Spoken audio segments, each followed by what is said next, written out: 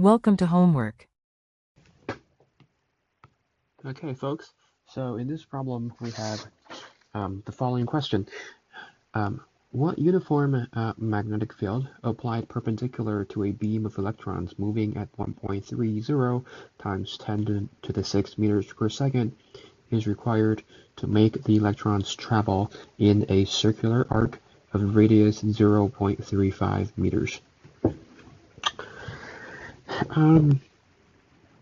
So basically, in order for you to do this problem, you have to first understand conceptually what is going on.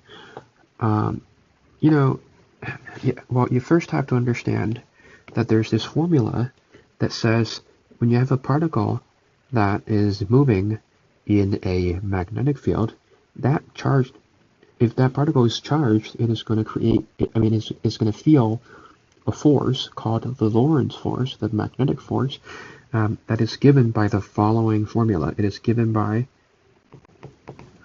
Q V cross B, and if you know what cross product does, a cross product is basically just going to give you, a sine theta, where that theta is the angle between this vector and this vector, right? So the magnitude of this thing is going to be QVB sine theta, right? But we don't, in this problem, we don't have to deal with the sine theta because we're given the condition that this B field has to be perpendicular to the velocity of the electron. So we don't have to deal with this sine theta because, sine of a perpendicular angle, a 90-degree angle is just 1, right? So in this case, in this problem, we have a very simple relation between the force, the Lorentz force, the magnetic force, and Newton's second law, which is mass times acceleration equals the force. So let's write Newton's second law for this. We have QVB equals m times the acceleration. And because we want the particle to not just move in whatever way it wants. We want the particle to move in a circular motion, right? We want this particle to be traveling in a circle. And how do you make that happen? You give it a centripetal acceleration. And what is the centripetal acceleration? Of course, it's going to be m times, the acceleration doesn't have the mass in it, but you know what I mean. Yeah, the force has mass in it. Force is mass times the acceleration. The acceleration is v squared over the radius. Okay, so we have this relationship over here. Let's simplify this a little bit. So we see that there's a v here. There's a v squared here, so we can cross out that squared. So we end up with QB equals mv over r.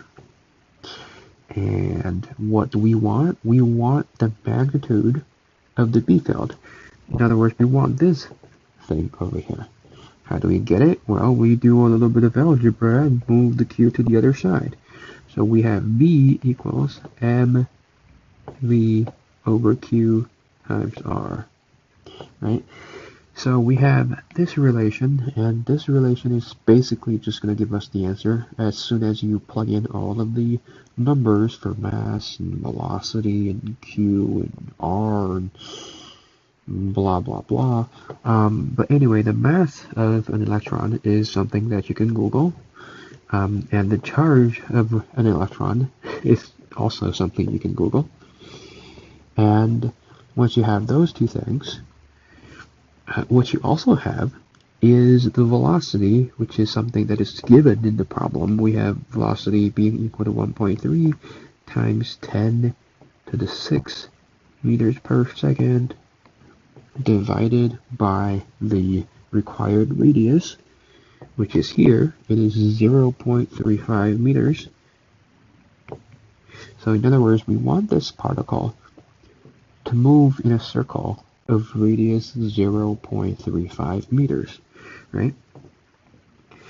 And when you find out what the mass of the electron is, and when you also find out what the charge of an electron is, you plug all of those numbers 1, 2, 3, 4. You plug the 4 numbers into the calculator, and your calculator is going to give you the final answer of the B field.